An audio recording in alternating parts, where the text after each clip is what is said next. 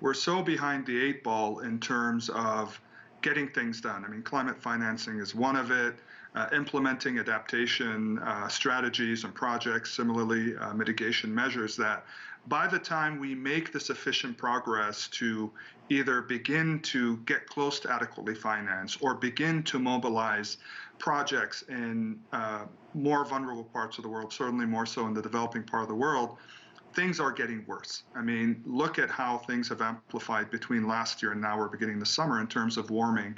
And as we know, summer brings out the worst in terms of climate impacts. So every time we catch up to where we think we should be, the time has moved on, where things have amplified even worse.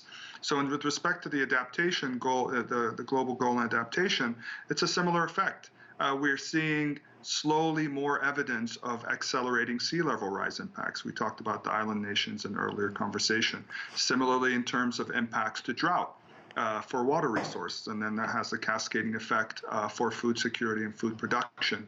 Warming in and of itself, just extreme temperatures from a public health perspective.